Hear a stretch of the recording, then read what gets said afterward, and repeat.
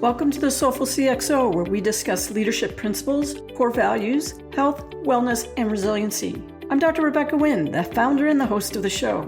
Do you have a topic or guest you would like to be featured on the show? Would you like to be a sponsor? Please reach out to me on LinkedIn or email me at rebecca@soulfulcxo.com. Please go to our partner, Cybersecurity Tribe, for weekly show recaps and other resources. Listen and subscribe on your favorite podcast app. Now sit back and enjoy the show.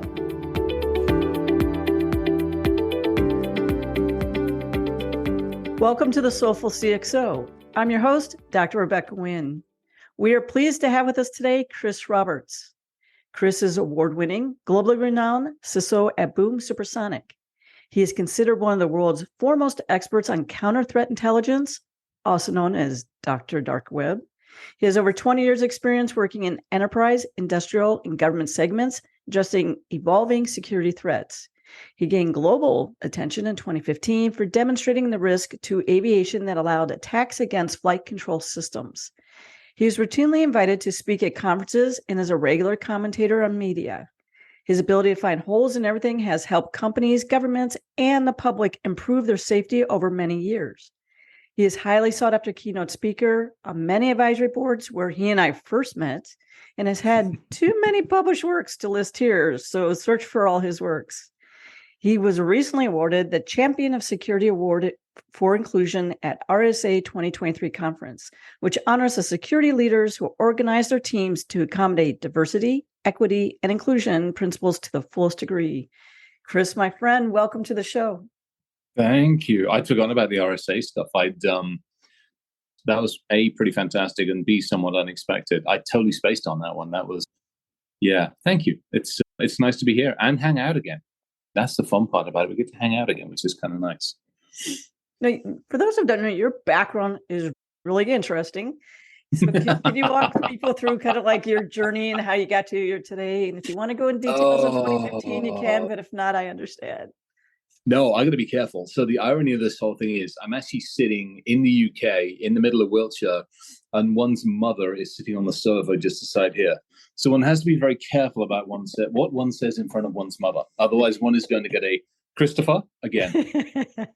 And let's just say, so to your point, I was creeping around this industry before it was a blasted industry. The same blasted thing with you. I first started messing with this stuff in like ZX80s and ZX81s, for goodness sakes, at boarding school for the short period of time I was there. Then I got yelled at 14 or 15 for doing the damn stuff. And then it went on from there, jumped out of airplanes and did some other silly things for a while. And then back into this industry, got yelled at again, and then got kicked off to the US. Wow, yeah. That is a pretty interesting journey. I just have to start off. I was going to wait a little bit while for this, but we talk about all the generative AI that's going on and how that's going to be affecting ransomware as a service. What are your thoughts on that? I know it's scary for me. What do you think? It's interesting. I actually did a talk on it. I think it got published yesterday. They did it as a live. Truth be told, we pre-recorded it 48 hours beforehand because I was sitting on an airplane when they actually wanted to publish it live. And I wanted to do it because it's exactly your point. It's one heck of a set of conversations to have.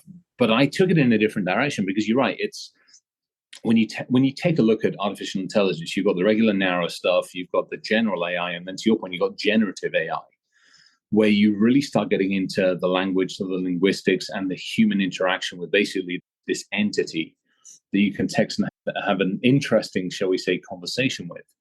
But I took it away from the tech and I said, let's go back to the humans. Let's go back to the fact, in basic terms, what we did is we took artificial intelligence in its forms, and for a long time, we'd held it very closely. We'd had it inside very controlled environments, government environments. We'd had it inside research institutes. Heck, we did a bunch of stuff with DARPA with the Grand Cyber Challenge years back. But we'd always been really careful with it. We put some decent, I wouldn't say controls around it, but we've been very careful on how we used it and who had access to it, especially the admin and the management and the data side of it. And then with this blasted the chat side of the world, we literally just handed every single person on the internet a loaded hand grenade, pulled the pin out and said, how about it? Enjoy yourself. Do whatever you want. Good luck to that. And Google away to your heart's content. And we wonder why, from humanity's standpoint, But some people have held the grenade and Googled it effectively. Other people have been chucking the damn grenades at everybody else. And it's the genie's out of the bag. The horse is bolted, whatever flipping euphemism you want to use. And now you've got these people having a regret going, we probably shouldn't have let it loose, or I really wasn't sure if I should have been involved in this project. I'm like, you muppet, you let it loose on humanity too late. It's out there. Deal with the consequences. What do you see in your world happening with the syndicates that are out there and the nation states out there? Do you see them using the generative AI that we see, like maybe using the plugins and things along those lines, those API calls, or do you see them using it in another fashion? Oh, all of the above and more. You take a look at some of the forks that have been taken off of that intelligent architecture, and then they've taken their own data sets. And now you start taking a look at some of the amazing counter-intel is probably one way of looking at it. You start taking a look at the disinformation and misinformation side of the world. So what people tend to forget is with any good, there's also the equal opportunity ability to do bad with it. And if you ever start using the ChatGPT 4, they're putting more and more disclaimers in place. Hi, I am an AI system, but please be aware, I'm programmed by people. I'm like, yeah, who's people? And then you start taking a look at the data sets that it's being used to learn from. And we used to do adversarial intelligence, which is you teach it, here's a picture of something, and I teach it, here's an absolutely different thing that you're meant to be learning that it is. We did a talk a while ago about making pigs fly and how you show it millions of pictures of these things and go, this is a pig. But if you change literally about less than a couple of percent of the pixels, you turn it into an airplane. And I got a slide out, through adversarial intelligence, we can make pigs fly. And you take that idea and that little bit of humor there and you start going, okay, how do I apply it to politics? How do I apply it to disinformation around just humans in general? And then the problem comes back to humanity, which is how do we very rapidly ask people to question more? How do we take it away from going, if I Google, do I like Trump or do I like Biden or do I like, pick your politician, pick your flavor, pitch whichever side you want. You get given the information that you've asked for, but potentially you don't necessarily get the stuff that's in that database.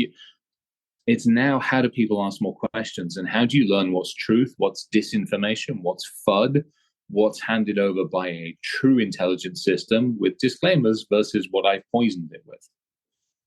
Yeah, one of the things that happened here recently, and I talked to it on a live event that I did yesterday myself, is chai, and a person was being able to interact with it. It's kind of like being able to be your friend. And the AI hallucinated and really broke it out. And what it did, it actually then told the person that their wife and their kids were dead. Yeah. And that person subsequently killed themselves. They weren't in a good state as it was either. But having that, being able to jump, to be able to tap into an emotion and be able to elicit that, that's extremely dangerous. And I'm tying back into your human aspect. I'm always wondering about, too, is we've been using it for modeling for a long period of time. We use it for sims and different things along those lines. When is it can break out somehow? And then how do we know the events are the true events or hallucinated events, or are they hiding events? What do you see along those lines? Unfortunately, quite a lot, especially I'm doing a bunch of work on the transportation side of the world. Everything from obviously prime work at Boom Supersonic is we're looking at the aviation side of things and that entire ecosphere. And so we're doing a lot of work there, but then you take a step back in the maritime industry. I've done a bunch and still doing some stuff in the maritime industry. And you start looking at data sets. You start looking at where ships are, what ships are doing, if ships are moving. Same thing with airplanes. And now I have to question that data. No longer can I trust the data set that I have, or I can't trust the model or the engine that I have or the system that I have. I've got to have so many other checks and balances in place to validate and verify. We always used to have to do that. It was never, as humans, especially you've done the same thing, you've come from the government space, you don't just trust that one source. You have a level of, let's just say, belief. And then you start going, okay, let me try to validate it. Let me try to break it. Let me try to run, I want to say a Turing test on, but it's not far off of it. Let me try to actually put some kind of scientific process around this to see whether it's valid or not. And eventually you come to a conclusion. Well, that's us. We put a pretty rigorous test around these things. I can't expect most people in the street to do that. They're going to trust what they hear. And if what they hear is planes have ended up backing into mountains, or we've lost more people at sea, or a ship has turned upside down, or whatever goes into the news. Perfect example will be the counter-intel stuff that's happening over in Ukraine at the moment. We hear one side from Zelensky, you hear one side from our friend over in Putin's side of the world, and you end up with this, who the hell do I trust? What the heck am I meant to believe? And it's, okay, how many different sources do I have to pull in from? Because I, as a human being, as somebody who actually asks more questions, cannot trust the data that's coming out of maybe the sources. And it gets rough. It's that's us. I don't expect my mother to have to ask the computer 10 different bloody questions to get one set of answers. But that's where we're going with this intelligent architecture. Yeah, it goes back to coming back to the human with the critical thinking. And just because something comes out of a search engine or a chatbot or something similar along those lines does not mean it's necessarily the truth. I will tell you, I went on a show 2 weeks ago and a person gave this bio and I'm like, and it was a live event. I'm like, no, I was never the VP of Information Security for the Girl Scouts of America. I've eaten Thin Mint cookies, but they had actually put in ChatGPT, and somehow it said that I was a VP of Information Security for the Girl Scouts of America, and that was just one of the many things. And I'm like, could I get those past paychecks? I would be fine. And that's okay. So that was interesting, and this is where again, the new version of this out. We were messing around with version 4 for this talk I gave. And I'm asking it questions, as in, do you lie? And I'm asking all these questions. And what is interesting about the new version is those first couple of sentences. I'm an intelligent system, but I do this and this, and I have got data behind me, and I have got programmers. And then it goes into a couple of paragraphs of stuff. And those first 2 paragraphs are actually pretty accurate. Those next couple of paragraphs, you're like, where the heck is it pulling this from? And again, back to humans, they're going to look at it and they'll go, oh, that's great. I didn't know that, but maybe they were. And unless as a human, I speak up and I go, hey, actually, that isn't correct. And by the way, how do I correct that?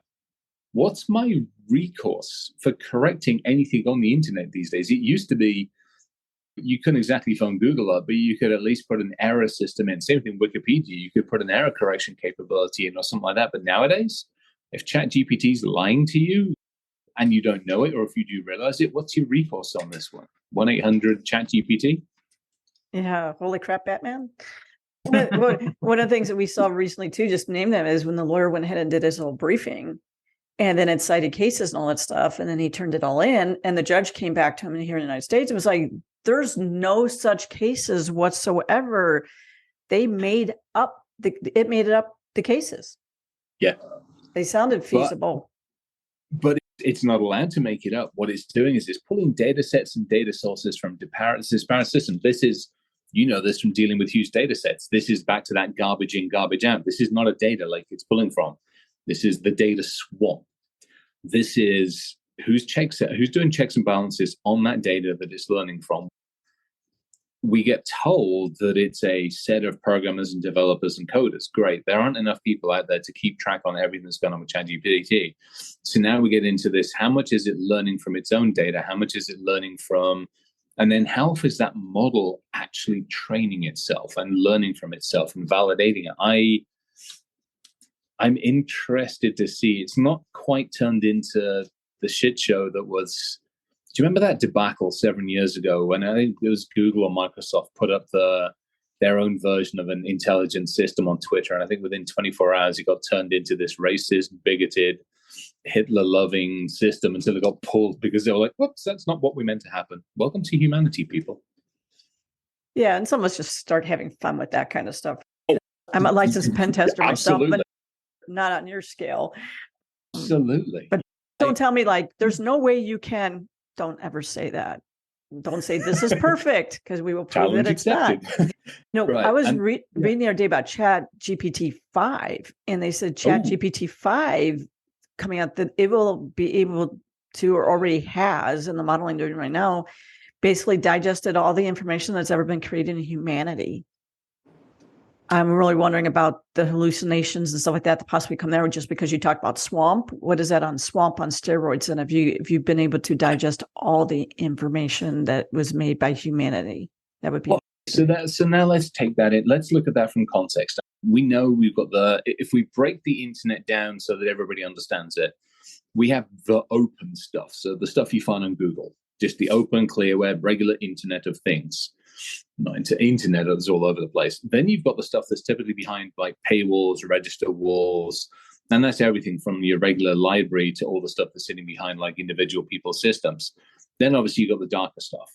And so the question then becomes, and that stuff is spread all over the place. You've got the regular good old torn onion, but then you've got 15 different flavors of that, let alone the IRC, IQ, and all the other stuff on that one. So my question is, where's it learning from? Is it learning purely from the open web? And what did you do? Did you just pipe it at Wikipedia and Facebook and give it a feed? And then how often is it learning that? Because having built a couple of these engines over the years, that takes a ridiculous amount of compute, like an absolutely astronomical amount of compute. Not just to learn it, but to crawl everything to learn it and then cross-reference with it, and then also start building relationships. You build a data set, that data set is absolutely useless unless you build a relationship between those two disparate pieces of data. Is it a strong relationship? Are there correlatory effects? Is it a weak relationship? Is it purely a subset of a relationship because somebody abstractly knows the third cousin on this side of the family tree, therefore whatever? Or are they actually just like this? So that question then becomes in a data standpoint, who built that engine? And then how often is somebody re-looking and re-refreshing and understanding those data sets? And I'd argue it ain't where it needs to be. No, because, the right to be forgotten isn't the right to be forgotten. My friend, Dr. Ann Kavukian, I wish we could opt in, not opt out. But to your earlier point, who is correcting the data and to which bot area, for lack of a better term, is it being corrected? Because they don't correlate per se against each other. So how do you get, if you do inject corporate data or customer data or privacy data or pre-SEC filing data into these systems? As I was telling people, it's like, they're not private. There's nothing private about them. How do you go ahead and how do you sanitize that data back? You don't. We had this conversation inside Boom. We're not blocking because we know blocking tactics very rarely actually work. People find ways around it. So what we're doing is educating, back to that human conversation again. And we've had the conversation with everybody inside Boom to say, look, if you want to know who killed Kennedy or who's got the recipe for Chick-fil-A or any of that stuff, feel free to ask ChatGPT that. Please go ahead, enjoy yourself, have at it. But if you're working on, let's say, fluid modeling for supersonic travel on a front end of a wing, do me a favor, don't ask ChatGPT anything about that, because, once it's out there, it's out there. You ain't pulling that back. We saw that one. Gosh, who was it? There was something that was in the news. Unfortunately, it was another military leak. It's a couple of weeks ago. And it was something got put up and it got pulled down like stupid quickly, but not before it had been reshared like ridiculous amounts of times. We're talking minutes. So, yeah, you type it on a computer, the chances are it's going to end up on the internet somewhere at some point in time. Yeah, right now, the statistics say, and I think they're understated, that 7 to 10% of corporate information is going out into generative AI right now. I think that's probably understated because the other thing is, even if you're watching people on their computer at work, are they pulling it out and doing it on their phone? Are they doing it some other place that you're not watching? Because you can't watch every single system that someone is attempting to touch. No, you can put controls in place, and we've got the standard stuff in place and some data leakage and some other interesting stuff. To your point, no, we're humans. We find ways around things. We still want to do stuff. This iPad is sitting here. I'm sitting at my mother's table, but I can still get to work on it. Now, do I have to go through certain browsers and settings and multi-factor authentication of VPNs? Absolutely. But that's because I'm the CISO there and I'm a little more fanatical, shall we say, is trying to put stuff in place to make sure. But for the most part, I see way too many companies who are like, yeah, here it is. Go on, have at it. And I'm like, oh, that's just all going to end in tears. And as we expand a little bit on that, I'd spoken to a couple of CEOs and they said, yes, we have training in place. We've actually adopted an acceptable use for using AI, intelligence, generative AI. But you know what? I just go run the proxy and do whatever I want to. So I tell people, you have to be walking the walk and showing by example, making it part of your fiber of the culture. And it's like you said, it starts with humans. Yeah. So, it's not just that. I hate the training for the sake of training. If you are box. flipping true, we talked about this just beforehand. Let's face it, if the mentality is check the box and you do your quarterly training or your annual training, congratulations, you literally have put the tick in the box. But if you're actually going to do it properly, you've got a channel set up on Slack. You've got a monthly training awareness stuff. Your people are bought in. They are actually telling you when the scammers hit them, and you get screenshots of the stuff. And you reward, you say thank you, you give out gift cards, all this stuff. That's doing it properly. That's actually when you and the teams are doing it. Now, you're still going to have rubber. Stuff's still going to happen, which is why you have training, which is why you have incident response procedures, which is why you have monitoring, and which is why you have tabletop exercises to go, hey, somebody clicked on stuff, it's life, what do we do now? And so, again, so many organizations just are not at that point. And that doesn't take much. That's not serious maturity. That just means you got to put your hand up and take ownership. I think one of the best compliments I ever got back on doing training and talking, and it's ability, is a person went in and they said, I want to let you know, I was going to do something at home. And then immediately I stopped because it says, what would Rebecca do? Yeah. She would not do it this way. And so I didn't. I'm like, what would Rebecca do? She told us to do this. And they applied it at home. That's what it is. You need to make it a 24-hour-a-day culture, inside work, outside work. And that's how I think you can make things a lot more effective. Plus, it's a better ripple effect human-wise, because that can be generational effects on someone's life, especially if it hits their finances or something like that. It's just so we use, and I'll name names because they're good folks, and Gabrielle's bloody good at what he does. We use Wiser training. And the nice thing about it is, from a company and employee standpoint, folks can actually send training to friends.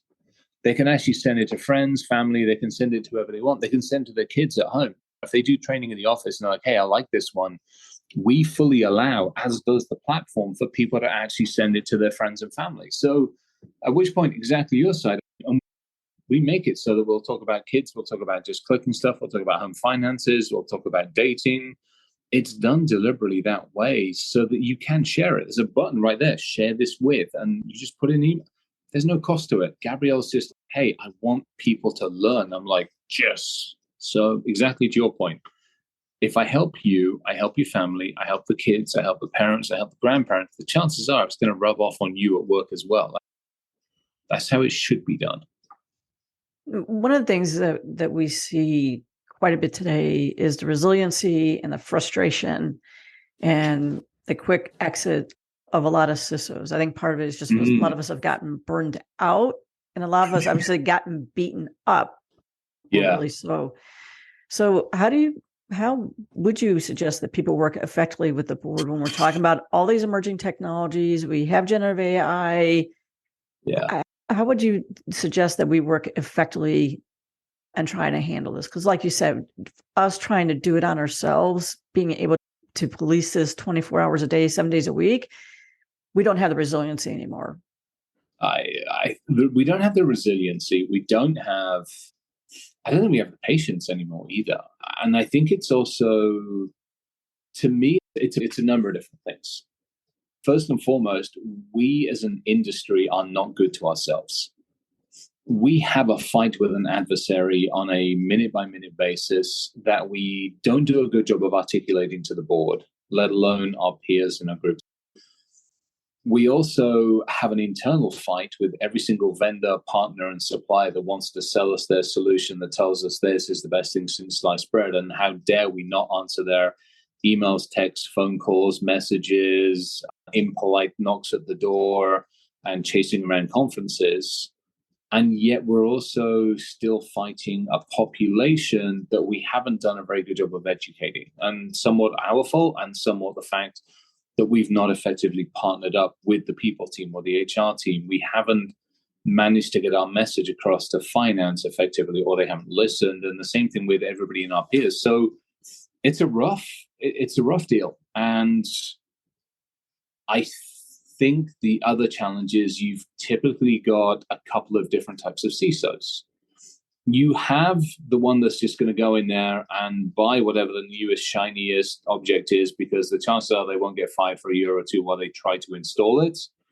They'll get a pat on the back because the board recognizes the name from all the newspapers, and they'll be happy, but it won't go in properly, and it sure as hell doesn't do everything it says on the box. So you've got that one. And they change it every couple of years, so who cares?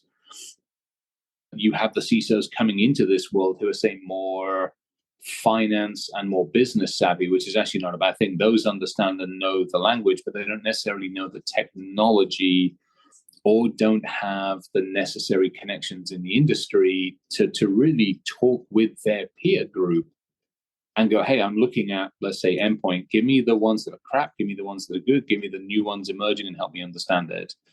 And then you get those of us that have just come up, bootstrap the whole way up the whole darn thing, that are able to go in, are able to affect change, but quite honestly are running out of patience. Not necessarily with the business or with anything else, but we're just running out of patience because we haven't done work-life balance properly, because we have worked stupid hours, because we don't take care of ourselves, because we're trying to do everything with little, et cetera, et cetera, et cetera. We haven't balanced ourselves efficiently. And I'll put my hand up and admit to that. Otherwise, I wouldn't be having some of the challenges I'm having nowadays. I think one of the challenges too is companies don't know what type of CISO like you said, you do have people who are 100% strategic, but a lot of them don't have any technical chops. And I think it's better to have a hybrid, but I've gone into other situations where it's just like, I literally just signed the HR paper and you want me to get tactical. Tactical is putting like bubble gum, holding a hole in a dike. It's not fixing the ground issue. And a lot of them don't want you to get to the root cause, especially if they're venture capital or private equity. A lot of times we'll just do another funding round and we'll just get money. So just throw a solution at it. And I'm like, throwing a hardware or software solution at it doesn't always get to the root cause and what's causing it holistically. Do you see that as well? Oh, Yves. Yeah, I wouldn't say daily, but way too often.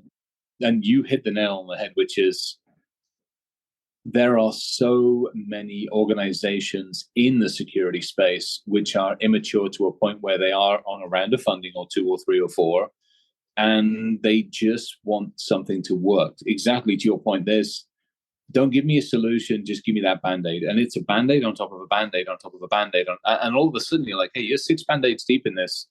We're ripping this shit off. And they do not want to hear that. And unfortunately, you've run into this. I've run into this. You have 2 options. Either you just go put another Band-Aid on it, or you go, hey, I'm going to rip it off and fire me or deal with it. Take your pick. And it's not a good end game sometimes. Now, sometimes I think if one of the mandates from private equity or venture capital is a statement of true posture from the CISO memo every quarter, I think that would be helpful for us, because that would be a little bit more the reality, because just because someone has a SOC 2 or high trust or PCI or an ISO doesn't mean that's in the day-to-day operational culture and fabric of the work. Unfortunately, y'all be screwed is probably not a good measure of really reality, but it's where it probably needs to be said sometimes. I have actually found, and I will give Boom credit here, when I walked into the organization, first and foremost, the relationship with the CIO is actually ridiculously collaborative. I'm overly thankful for that one. And then the relationship with the board of directors is also now very collaborative. And what I like about it is I walked in there and the first conversation was, if I tell you I'm going to fix everything and make you secure, you better fire me right now. I'm coming in with reality, and this is exactly where we are. Here's the stake in the ground. At which point they were like, okay, what are we going to do about it? I'm like, we're actually going to use this cybersecurity framework. We're going to keep it simple.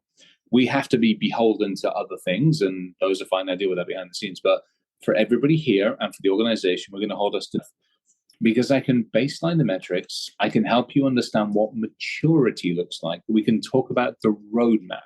I can help you say, hey, if we're going to affect change on, say, endpoint, we move from this to this on a maturity scale. and we move it across just not just protect, but detect and respond. And it's a real nice, simple, here's a building block. And that's literally what it is. It's talking to the board about, as we do this and as we invest this money and this time, here are the building blocks and here's how you affect change. And that's been really good to define progress, to define basically a 3-year roadmap in a very simple, both tactical and strategic way, but also tied back to business goals and company goals. It took some work, and I'm stupidly happy that the board was like, make it, and off we go from there, which has been great. And again, I'm in one of those good places to some degree where the CIO and I are ridiculously effective together, as well as our design and engineering teams. It's the finance stuff has got to be worked with. We're getting there. We'll see where we are on some of that. It's as in anything, it's a challenge, but we'll see. Yeah, it's taken some work, but I'm glad to actually be in that position where we can affect change and demonstrate it too. Chris, our time has run short. What is the best way for people to get a hold of you for doing keynote speaking, maybe any advisory services, and to learn more about your company? Oh, I think, well, Boom's easy. We're on the internet. Me, I'm fairly easy. Let's face it, I'm on the internet. I'm pretty easy to Google and find, and I'm fine. The easiest place, honestly, to find me is LinkedIn, or to your point, at a Blasty conference. I'm in the UK. I'm actually heading up to B-Sides Leeds and doing that one. And I'm off to Israel for Cyber Week. So I get to see friends, family, and a whole bunch of crazy people in Israel for almost a week, which is actually a huge amount of fun. Yeah, I'm easy to find. Or heck, get them to get hold of you and get hold of me. We'll figure that out. That'd be a fun one too. I get to come hang out with you for a bit more. Absolutely. Well, Chris, thank you for being on the show. You are a soulful CXO. Thank you for having me. Honored.